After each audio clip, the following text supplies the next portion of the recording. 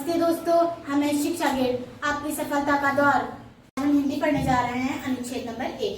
चलिए देखते हैं क्या है अनुच्छेद नंबर 1 में। भूरा भालू एक सर्वभक्षी पशु है।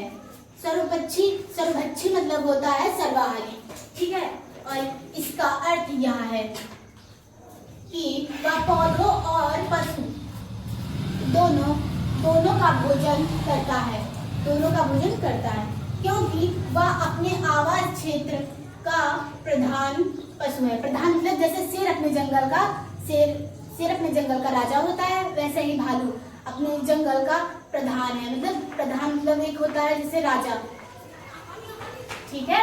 और यहाँ पे पढ़ना, वह बड़े पशुओं का भी शिकार कर सकता है और फिर भी आमतौर पर यह छोटों का ही भोजन करता है।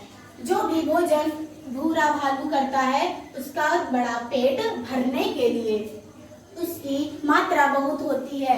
अक्सर उसका भोजन छोटी मात्राओं में प्राप्त होता है, इसलिए भोजन की खोज कभी समाप्त नहीं होती है। वसंत ऋतु में भूरे भालू घास, पत्तियां, जड़ें तथा कोई काई खाते हैं। अक्सर चींटियों, भृंगों, झिंगुओं और दूसरे कीटों की तलाश में वे छोटे पत्थरों और बड़ी चट्टानों को भी पलट देता है। चलिए अनुच्छेद नंबर 1 पूरा हो गया हमारा। अब पढ़ते हैं क्वेश्चन नंबर 1। भूरा भालू खाता है। क्वेश्चन नंबर 1, पौधे और पशु दोनों, केवल बड़े पशु, केवल बहुत छोटे पशु, केवल पत्तियां और काई। चलिए पढ़ते हैं। यहाँ पे लिखा था, इसका अर्थ यह है कि वह पौधों और पशु दोनों का भोजन करता है। ऑप्शन नंबर ए हो जाएगा हमारा, पौधे और पशु दोनों। तो क्वेश्चन नंबर 2 देखते हैं। यह बड़े पशुओं का शिकार भी कर सकता है।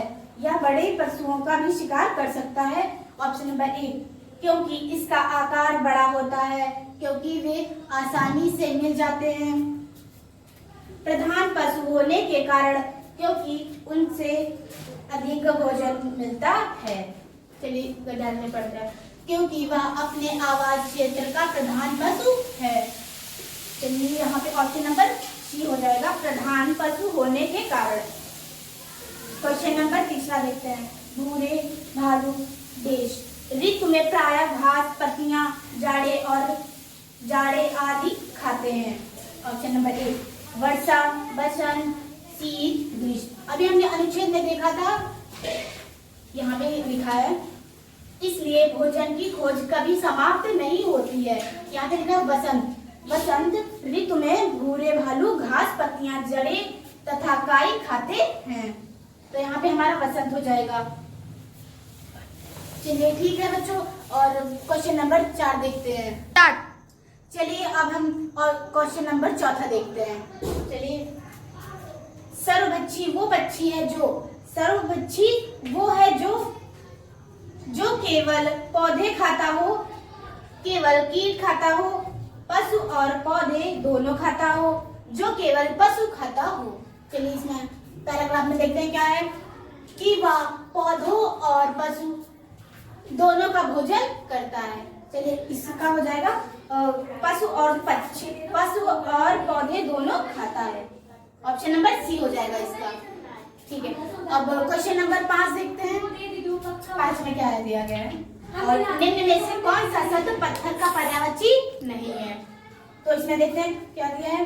पषाण पत्थर का पर्यायवाची होता है, और प्रस्तर मतलब होता है हमारा, प्रस्तर भी मतलब हमारा पत्थर का ही पर्यायवाची होता है।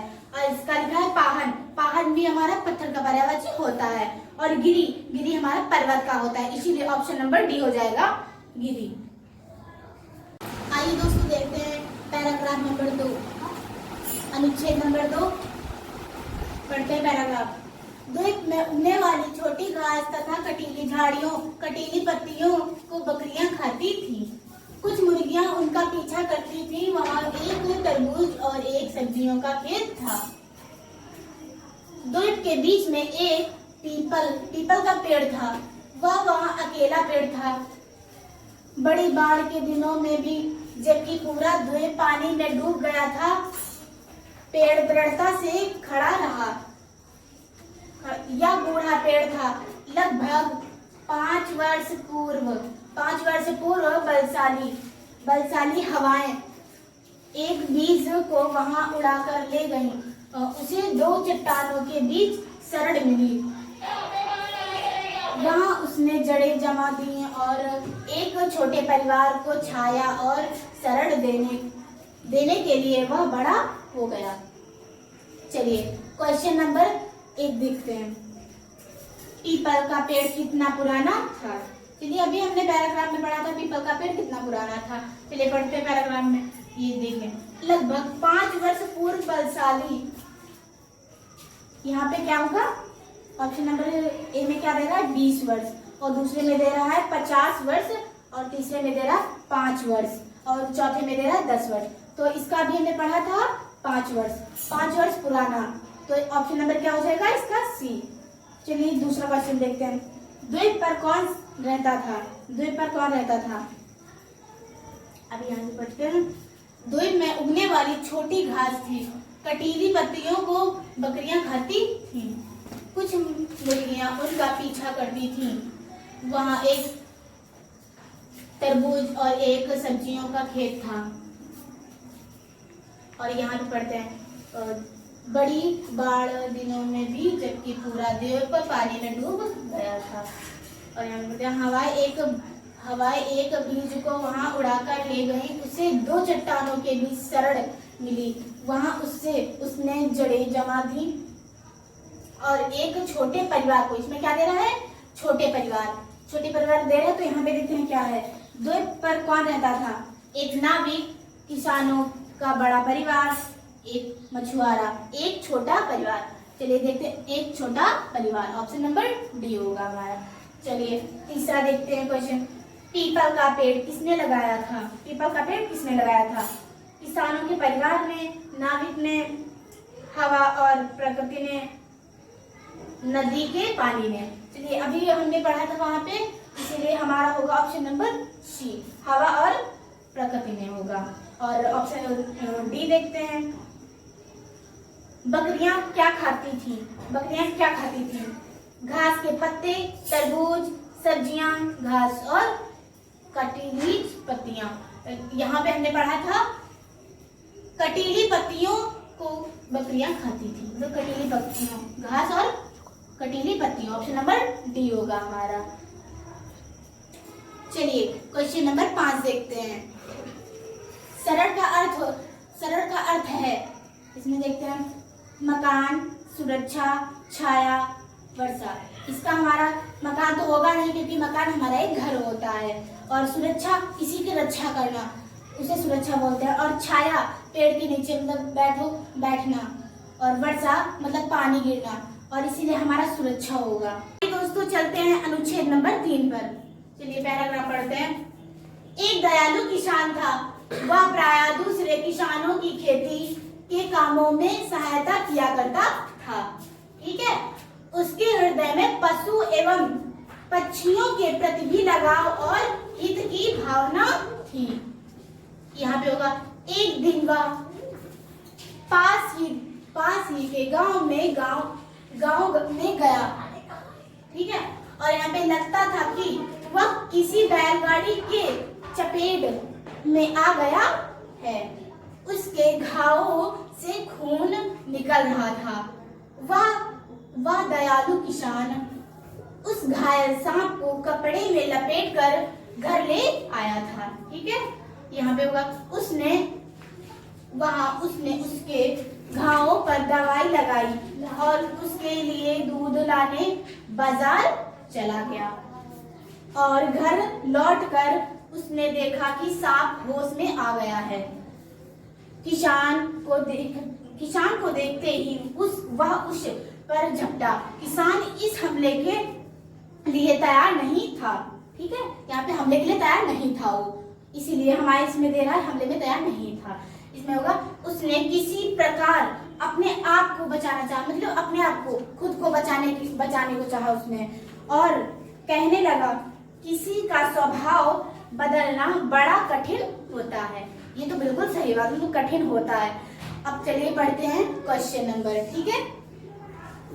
चलिए देखते हैं क्वेश्चन नंबर 1। किसान को घायल सांप कहां से मिला था?